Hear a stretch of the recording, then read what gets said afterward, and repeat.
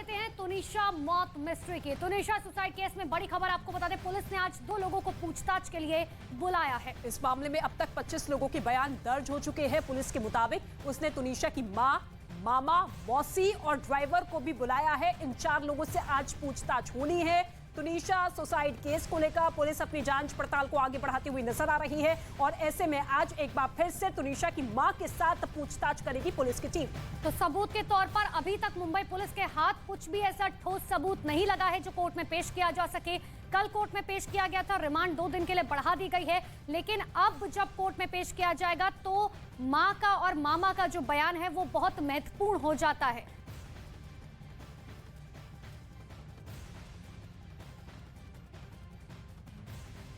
तो Tunisha suicide case में आरोपी शीजान खान की सीक्रेट गर्लफ्रेंड की पहचान हो चुकी है।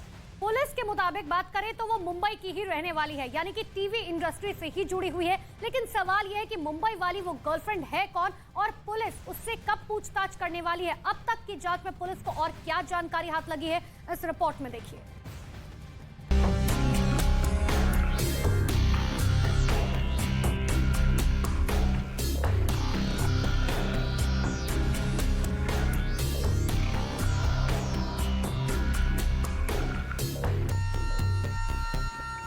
तुनिशा सुसाइड केस में पुलिस के हाथ बड़ा सुराग। सीरियल के सेट से लव लेटर बरामद। शीजान की सीक्रेट गर्लफ्रेंड पर भी बड़ा पर्दाफाश। तुनिशा की मौत के बाद सीक्रेट गर्लफ्रेंड से 2 घंटे बाद तुनिशा सुसाइड केस में आरोपी शीजान खान की मुंबई वाली गर्लफ्रेंड की पहचान हो चुकी है। पुलिस के मुताबिक शीजान की वो सीक्रेट गर्लफ्रेंड भी टीवी इंडस्ट्री से ही जुड़ी है। ऐसे में जल्द ही उससे पूछताछ भी हो सकती है। मौत मिस्ट्री की गुत्थी सुलझाने में जुटी महाराष्ट्र पुलिस को रोज नई जानकारी हाथ लग रही है। हर रोज केस से जुड़ा नया पर्दाफाश हो रहा है। पुलिस के मुताबिक तुनिशा के सुसाइड के बाद शीजान ने सीक्रेट गर्लफ्रेंड से लंबी बात की थी। शीजान और उसकी मुंबई की सीक्रेट गर्लफ्रेंड के बीच फोन पर करीब 2 घंटे बात हुई थी। टीवी इंडस्ट्री से जुड़े सीक्रेट गर्लफ्रेंड से शीजान जून 2022 से ही बात कर रहा था। सीरियल के सेट के मेकअप रूम में सुसाइड करने से पहले बात तो तुनिशा ने भी शीजान से की थी, लेकिन इस दौरान क्या बातचीत हुई थी इस पर शीजान अपनी जुबान तक खोलने को तैयार नहीं है। वैसे शीजान के फोन से पुलिस को कई राज हासिल हो चुके हैं, लेकिन तुनिशा का फोन अब तक अनलॉक नहीं हुआ है। वो फोन जो सीरियल के सेट से ही डैमेज हालत में बरामद हुआ। अब पुलिस इसकी तफ्तीश में भी जुटी है कि तुनिशा के फोन को सुसाइड से पहले खुद उसी ने डैमेज किया या फिर मौत के बाद तुनिशा के फोन को किसी और ने बेकार करने की कोशिश की। पुलिस को तुनिशा का फोन अनलॉक होने के बाद कुछ अहम सुराग मिलने की उम्मीद है।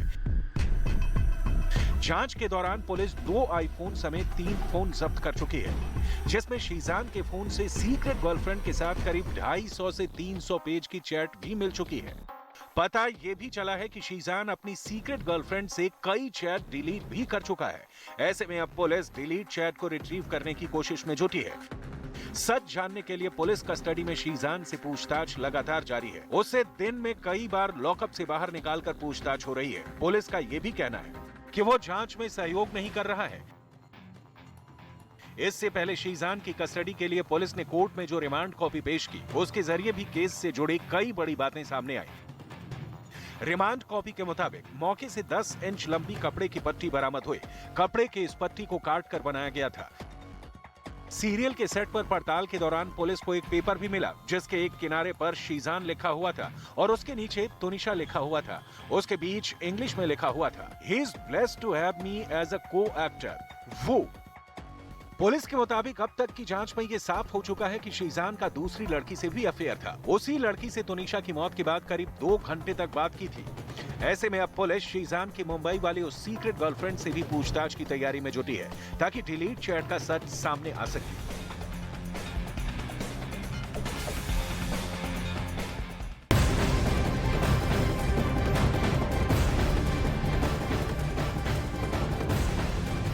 खबर तुनिशा सुसाइड केस से जुड़ी बता दें, पुलिस को सीरियल के सेट पर तुनिशा का एक लव लेटर मिला है। पुलिस के मुताबिक तुनिशा ने ये लेटर शीजान के लिए कुछ दिनों पहले लिखा था। पुलिस को तुनिशा का फोन डैमेज हाल में मिला है। पुलिस को तुनिशा का फोन सीरियल के सेट पर ही मिला है। अब पुलिस इस बात की जांच करे कि इस फोन को सुसाइड करने से पहले तुनिशा ने डैमेज किया था या किसी और ने। तो शीजान के नाम तुनिशा का लव लेटर बरामद हुआ है उसी जगह से जहां पर तुनिशा ने अपने आप को मौत के घाट उतारा। इसके साथ ही फोन जो बरामद हुआ है वो पूरी तरीके से डैमेज है और ऐसे में जांच का एंगल इस कदर आगे बढ़ता हुआ नजर आता है कि क्या मौत से पहले इस फोन को डैमेज किया तुनिशा की तरफ से।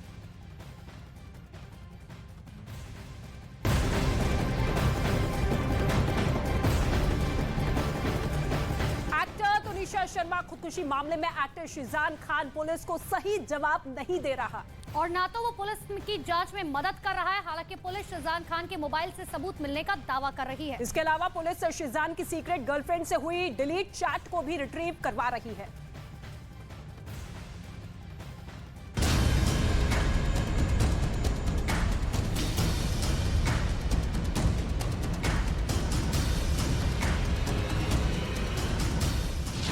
मौत से पहले तुनिशा से हुई बात।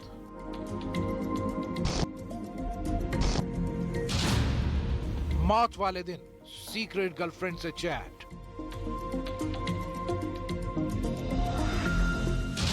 शीजान खान ने छिपाया राज।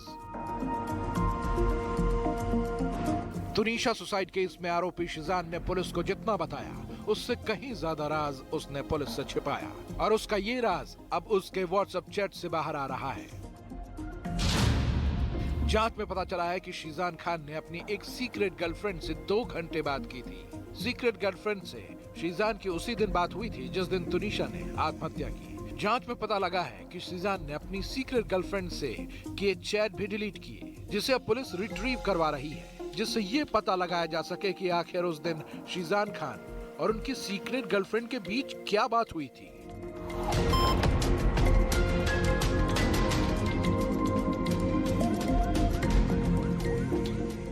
इन सब के बीच पुलिस तुनिशा की मां के उस दावे की भी जांच कर रही है जिसमें तुनिशा की मां ने शीजान पर कई लड़कियों के साथ रिलेशन होने का आरोप लगाया था। पहले उसको नहीं दिख रहा था क्या जब उसने उसके साथ रिलेशनशिप बनाया, तभी उसको पता हो जाती है ना, करियर तो तभी भी वो बार बार चीजें चेंज कर रहा है। कोर्ट में जो होता है देखिए वो देखेंगे।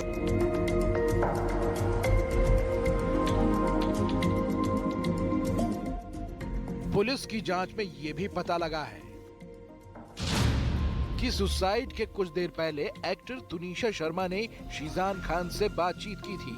पुलिस ये जानना चाहती है कि दोनों के बीच क्या बातचीत हुई, ऐसा क्या हुआ जिसके बाद तुनिशा सुसाइड करने पर मजबूर हो गई।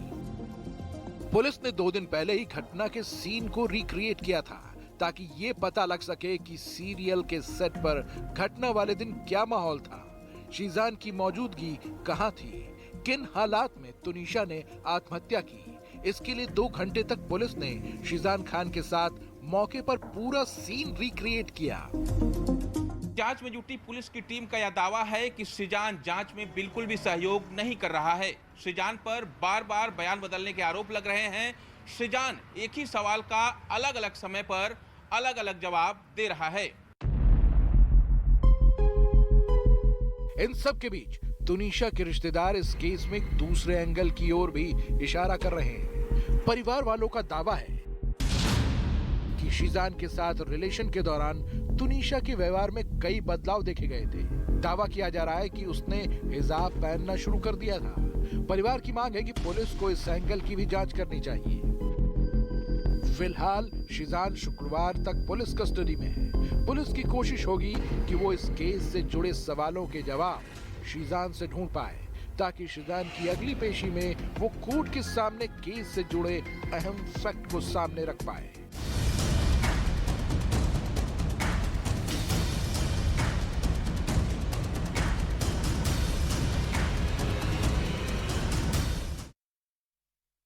और चलिए अब एक नजर डालते हैं तुनिशा केस से जुड़ी हुई 10 बड़ी खबरों पर।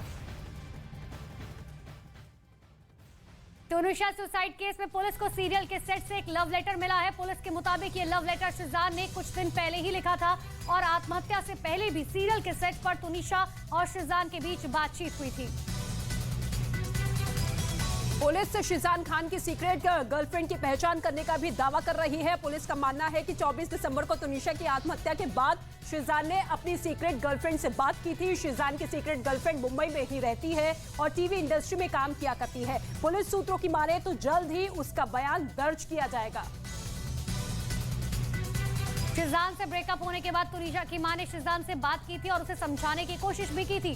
शिजान के बयान के आधार पर अब पुलिस तुनिशा की मां का बयान दर्ज करेगी।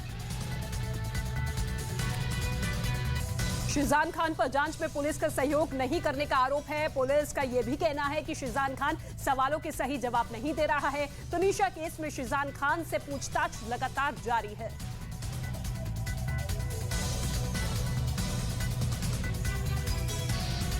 पुलिस ने शिजान खान के मोबाइल से कई अहम सबूत मिलने का दावा किया। इसके साथ ही उनकी सीक्रेट गर्लफ्रेंड से हुई चैट को भी रिट्रीव करने की कोशिश की जा रही है। शिजान ने अपने मोबाइल फोन से ये चैट डिलीट कर दिए थे। पुलिस ने इस केस में अब तक 3 मोबाइल फोन बरामद किए हैं, जिसमें से पुलिस अहम सबूत मिलने का दावा कर रही है। वहीं कई सबूतों की तलाश जारी है।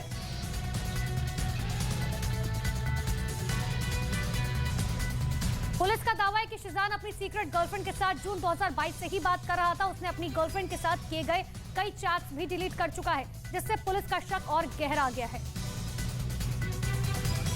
पुलिस का कहना है कि आरोपी शिजान खान बार बार अपने बयान बदल रहा है। वहीं शिजान ने पुलिस से खाने के लिए घर का खाना देने की मांग की है।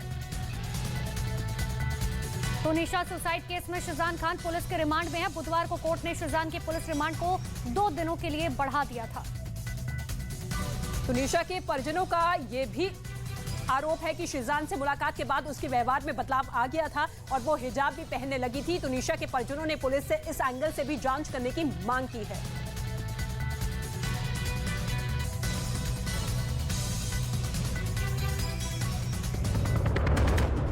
पीएफआई से जुड़े लोगों के खिलाफ एनआईए की एक और बड़ी कार्रवाई। केरल में 50 से अधिक ठिकानों पर छापे, नाम बदलकर फंड इकट्ठा करने का शक।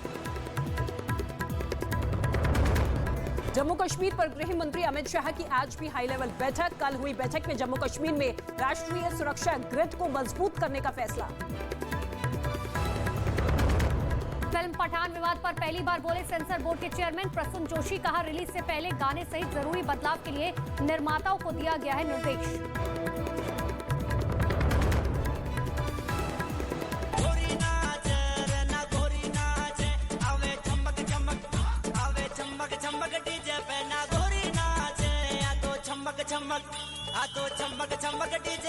नए साल की शुरुआत मेरे साथ न्यूज 18 इंडिया पे जरूर देखिए।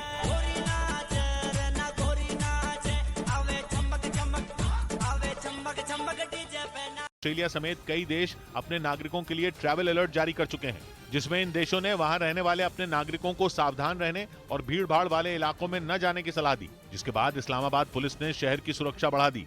कई अहम जगहों और इमारतों पर कमांडो और सुरक्षा बल के जवान तैनात कर दिए गए। आतंकी खतरे से निपटने के लिए वहां 25 नई पुलिस चौकियां बनाने की भी तैयारी शुरू कर दी गई। उधर अमेरिका की सुप्रीम कोर्ट ने शरणार्थियों को रोकने वाले पूर्व राष्ट्रपति डोनाल्ड ट्रंप के फैसले को बरकरार रखा, जबकि अमेरिका के बॉर्डर पर मौजूद हजारों शरणार्थियों को नीति में बदलाव की उम्मीद थी। लेकिन कोर्ट ने अमेरिका में आने वाले शरणार्थियों को रोकने के लिए 2020 में लिए गए फैसले को बरकरार रखकर उन्हें झटका दे दिया। अमेरिका के 19 राज्यों ने एक याचिका दी थी, जिसमें बॉर्डर खुलने पर राज्यों में प्रवासियों की बाढ़ आने की चिंता जताई गई थी। इधर अफगानिस्तान के विश्वविद्यालयों में लड़कियों की पढ़ाई पर बैन के खिलाफ एक लाइव शो में काबुल यूनिवर्सिटी के एक प्रोफेसर ने अपनी डिग्रियां फाड़ दी। तालिबान सरकार ने हाल ही में सभी विश्वविद्यालयों में छात्राओं की पढ़ाई पर पाबंदी लगा दी थी, जिसके विरोध में इस प्रोफेसर ने लाइव शो में ही अपनी सभी डिग्रियों के 2 टुकड़े कर दिए। पहले तो उन्होंने अपनी सारी डिग्रियां एक-एक कर दिखाई और फिर उन्हें यह कहते हुए फाड़ दिया कि उनकी अब कोई जरूरत नहीं है। काबुल यूनिवर्सिटी के इस प्रोफेसर के मुताबिक अगर उनके देश में उनकी मां और बहन को पढ़ने की आजादी नहीं है तो वो भी अफगानिस्तान की डिग्री मंजूर नहीं करेंगे। इस वीडियो को अफगानिस्तान सरकार की पूर्व सलाहकार रह चुकी शबनम नसीमी ने ट्विटर पर शेयर किया, जो देखते ही देखते वायरल हो गया। इधर उत्तर प्रदेश के संत कबीर नगर से हैरान करने वाला एक मामला सामने आया। वहां कुछ पुलिस वाले बंदूक में गोली डालने में नाकाम पाए गए। इस बात का पता तब चला जब जिले के डीआईजी आर.के. भारद्वाज कई पुलिस थानों में अचानक निरीक्षण करने पहुंचे, जहां उन्होंने पुलिस वालों से बंदूक से फायर करने की रिहर्सल करवाई।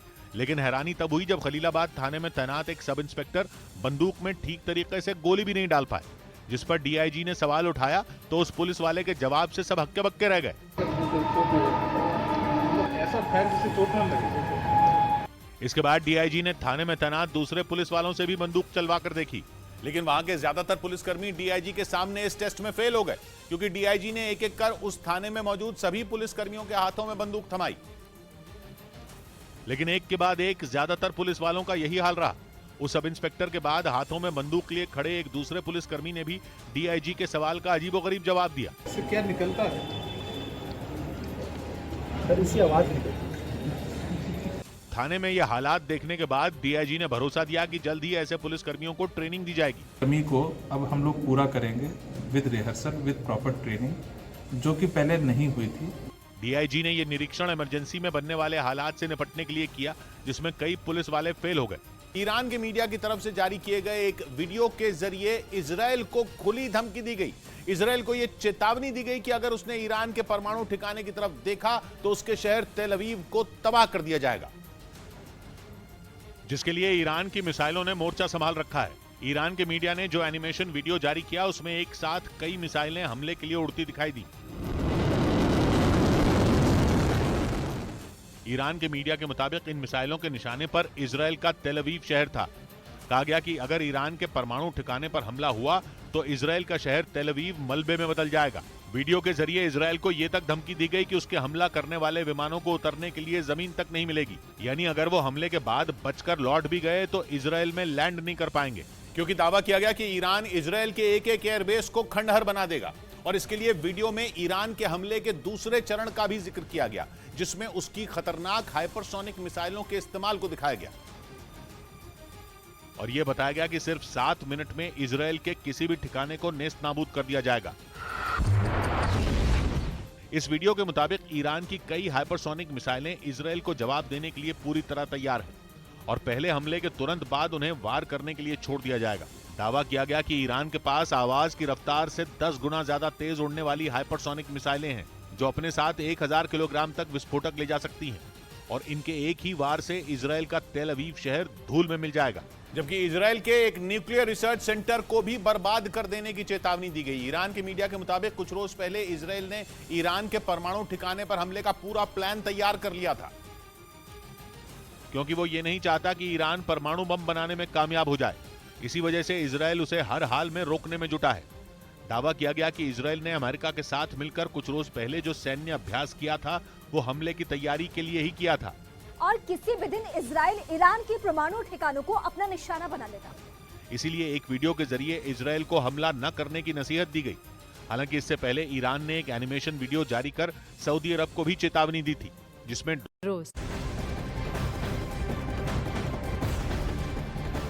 इस वक्त एक बड़ी खबर आपको बता दें, पाकिस्तान की नापाक साजिश फिर बेनकाब हुई है। इंटेलिजेंस एजेंसियों ने एक बार फिर पंजाब में आतंकी हमले को लेकर बड़ा अलर्ट जारी किया है। पाकिस्तान के टेरर ग्रुप से संबंध रखने वाले पंजाब में मौजूद आतंकी पुलिस स्टेशन को टारगेट कर सकते हैं। आरपीजी से पुलिस स्टेशन पर हमला करने का प्लान तैयार है। साथ ही मोहाली में एक पुलिस स्टेशन की रेकी भी की जा चुकी है। तो आनंद तिवारी इस वक्त मेरे साथ मौजूद है। आनंद, क्या कुछ इंटेलिजेंस एजेंसियों की तरफ से चेतावनी जारी की गई है पंजाब के मद्देनजर? जी देखिए, जिस तरह से अभी हाल ही में एक रॉकेट लॉन्चर से एक पुलिस स्टेशन पर हमला किया गया था, उसके बाद से एक बार फिर इंटेलिजेंस एजेंसियों ने बड़ा इनपुट और बड़ा अलर्ट जारी करा, जिसमें कहा गया है कि पंजाब के जितने भी पुलिस स्टेशन है और सीआईए के दफ्तर हैं, उन पर जो आतंकी संगठन है वो आरपीजी से अटैक कर सकते हैं। और बाकायदा मोहाली के एक पुलिस स्टेशन की जो आतंकवादी और स्लीपर सेल है उन्होंने रेकी की है। इंटेलिजेंस एजेंसियों ने अपने इनपुट में ये भी कहा है कि कई स्लीपर सेल जो हैं अलग अलग मॉड्यूल के, वो पंजाब में एक्टिव हैं, जिनके ऊपर नजर बनाने की जरूरत है और इसीलिए आईबी और जो दूसरी एजेंसियां लगातार इस इनपुट पर काम कर रही हैं। बिल्कुल, यानी कि टेरर ग्रुप के साथ संबंध रखने वाले आतंकी बड़ा हमला कर सकते हैं और इसके साथ ही एक पुलिस स्टेशन की रेकी भी की गई है। शुक्रिया आनंद तिवारी इस तमाम जानकारी के लिए आपका।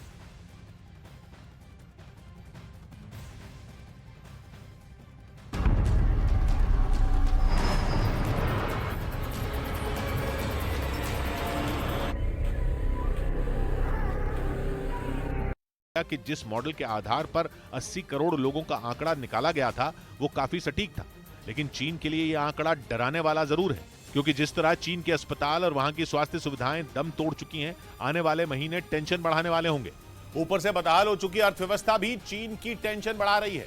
खबर है कि अभी से चीन की अर्थव्यवस्था दम तोड़ चुकी है, जिसका असर भी दिखना शुरू हो गया। और कई धंधे ऐसे हैं जहां लोगों को तनख्वाह तक मिलनी बंद हो गई। विरोध करने के लिए लोग सड़कों पर उतर आए। विरोध प्रदर्शनों के केंद्र में चीन के राष्ट्रपति शी जिनपिंग हैं। लोगों का आरोप है कि शी जिनपिंग की खराब नीतियों के कारण लोगों के लिए घर चलाना मुश्किल हो गया। बैंक फॉर इंटरनेशनल सेटलमेंट्स की एक रिपोर्ट में दावा किया गया कि चीन में नॉन फाइनेंशियल सेक्टर पर कर्ज 51,87,000 करोड़ डॉलर यानी 4,000 लाख करोड़ रुपए से भी ज्यादा हो गया। ये चीन की कुल जीडीपी से लगभग 3 गुना ज्यादा बड़ा आंकड़ा है। इतना कर्ज चीन पर 1995 के बाद से पहले कभी नहीं हुआ था। उससे भी बड़ी मुसीबत सामाजिक सुरक्षा पर खर्च बनेगा। जितने लोगों की मौत होगी उनके परिवारों को मुआवजा देना पड़ेगा।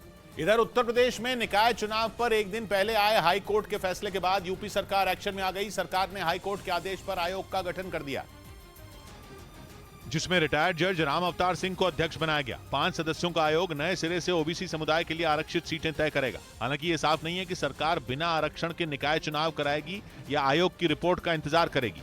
इस बीच यूक्रेन ने दावा किया कि वो जल्द ही अमेरिका से मिलने वाले पेट्रियट मिसाइल डिफेंस सिस्टम को तैनात कर देगा। इससे पहले कहा जा रहा था कि उसे पेट्रियट की तैनाती में 6 महीने का वक्त लगेगा और उसे चलाने के लिए सैनिकों को ट्रेनिंग देने में 1 साल से भी ज्यादा समय लगेगा। यानी रूसी मिसाइलों के हमले से उसे जल्द राहत नहीं मिलती दिख रही थी, क्योंकि ऐसा माना जा रहा था कि जितनी जल्दी पेट्रियट यूक्रेन में मोर्चा संभालेगा, रूसी मिसाइलों और ड्रोन हमलों को रोक पाना उतना ही आसान हो जाएगा। लेकिन अब यूक्रेन के विदेश मंत्री ने दावा किया कि अमेरिका ने पेट्रियट की जल्द तैनाती के लिए नया प्लान बनाया है। उनके मुताबिक अमेरिका ने अपने देश में ही यूक्रेन के सैनिकों को पेट्रियट सिस्टम चलाने की ट्रेनिंग देने का फैसला किया है, जबकि इससे पहले उन्हें यह ट्रेनिंग जर्मनी या फिर यूरोप के किसी दूसरे देश में दी जानी थी, जिसमें काफी वक्त लगने वाला था। जिसके बाद यह माना जा रहा था कि यूक्रेन का रूस के सामने टिक रहना पाना आसान नहीं होगा। लेकिन यूक्रेन को इस मुसीबत से भी निकालने के लिए अमेरिका एक बार फिर सामने आया। वो यूक्रेन के सैनिकों को अपने यहां बुलाने के लिए तैयार हो गया, ताकि पेट्रियट सिस्टम को बिना कोई नुकसान पहुंचाए यूक्रेन के सैनिक उसे चलाना सीख सकें। अमेरिका के इस फैसले के बाद यूक्रेन ने दावा किया कि अब वो 6 महीने से भी कम समय में पेट्रियट की तैनाती कर सकेगा। साथ ही यूक्रेन के विदेश मंत्री ने रूस के जंग खत्म करने की बात को एक बड़ा झूठ बता दिया। उन्होंने आरोप लगाया कि पुतिन तो जंग खत्म करने की बात कर रहे हैं, जबकि उनकी सेना मिसाइलें बरसा रही है। यूक्रेन ने दावा किया कि आने वाले दिनों में रूस के हमले रुकेंगे नहीं, बल्कि और तेज होंगे। इधर सीमा विवाद पर महाराष्ट्र विधानसभा में प्रस्ताव पारित होने के बाद कर्नाटक सरकार भड़क गई। उस प्रस्ताव में बेलगावी समेत विवादित इलाके के 865 गांवों को महाराष्ट्र में मिलाने का जिक्र किया गया था, जिस पर कर्नाटक सरकार ने तीखी प्रतिक्रिया दी। कर्नाटक के सीएम बसवराज बोम्मई ने इसे महाराष्ट्र सरकार का एक गैर जिम्मेदाराना कदम करार दिया। उन्होंने महाराष्ट्र के प्रस्ताव को संघीय ढांचे के खिलाफ बताया। बोम्मई ने दावा किया कि कर्नाटक 1 इंच जमीन भी महाराष्ट्र को लेने नहीं देगा। उधर पाकिस्तान का खैबर पख्तूनख्वा प्रांत उसके हाथों से निकलता दिख रहा है। ऐसा इसलिए क्योंकि ये प्रांत अफगानिस्तान और पाकिस्तान की सीमा पर बसा है, जो टीटीपी यानी तहरीके तालिबान पाकिस्तान जैसे कई आतंकी संगठनों का गढ़ है, जो आए दिन वहां के अलग अलग इलाकों में हमले कर रहे हैं। एक रिपोर्ट के मुताबिक पाकिस्तान इन दिनों चुनाव की वजह से अपनी सीमाओं की सुरक्षा को अनदेखा कर रहा है। इसका फायदा उठाते हुए आतंकी संगठन टीटीपी लगातार खैबर पख्तूनख्वा में मौजूद पाकिस्तानी सुरक्षा बल के जवानों पर हमले कर रहा है। इस इलाके में टीटीपी के अलावा गुल बहादुर समूह और इस्लामिक स्टेट खुरासान जैसे आतंकी संगठन भी एक्टिव हैं और पिछले साल इन आतंकी संगठनों ने वहां 100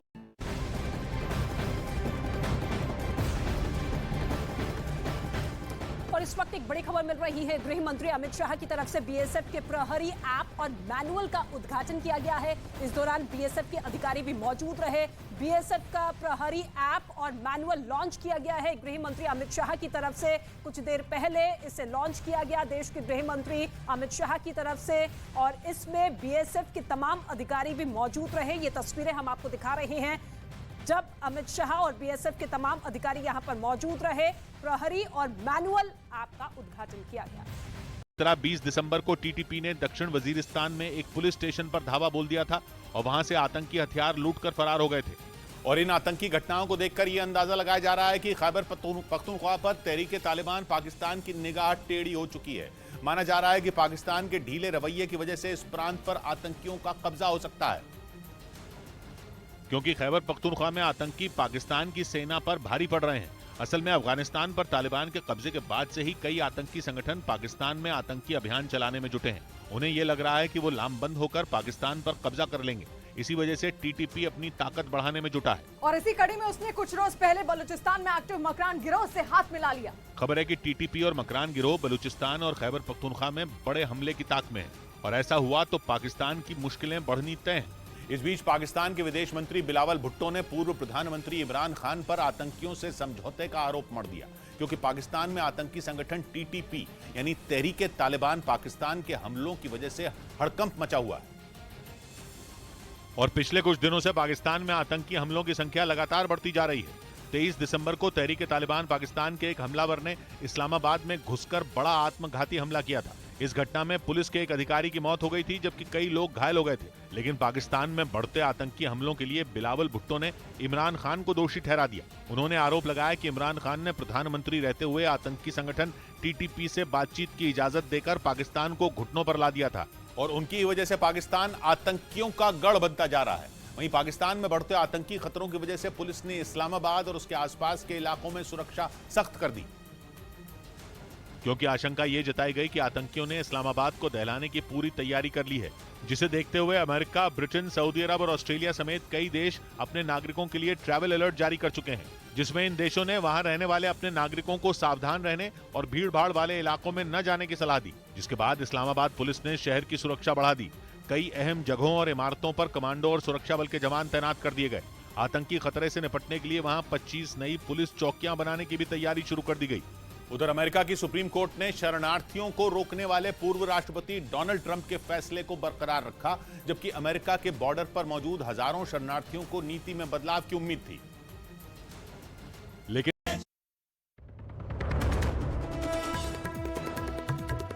पीएफआई से जुड़े लोगों के खिलाफ एनआईए की एक और बड़ी कार्रवाई। केरल में 50 से अधिक ठिकानों पर छापे, नाम बदलकर फंड इकट्ठा करने का शक।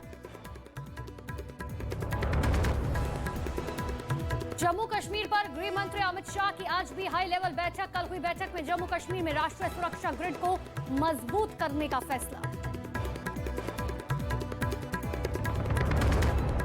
फिल्म पठान विवाद पर पहली बार बोले सेंसर बोर्ड के चेयरमैन प्रसून जोशी। कहा, रिलीज से पहले गाने सहित जरूरी बदलाव के लिए निर्माताओं को दिया है निर्देश।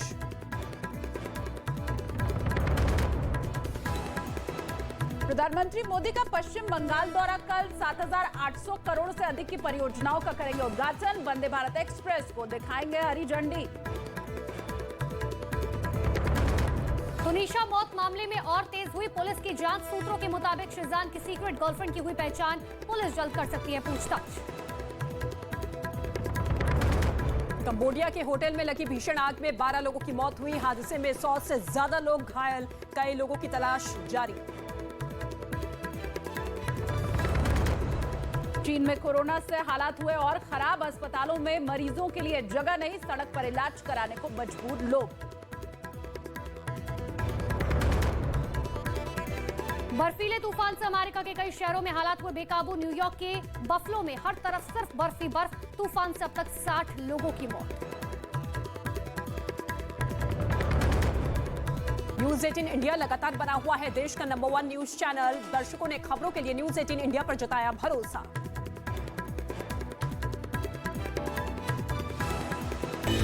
News 18 India.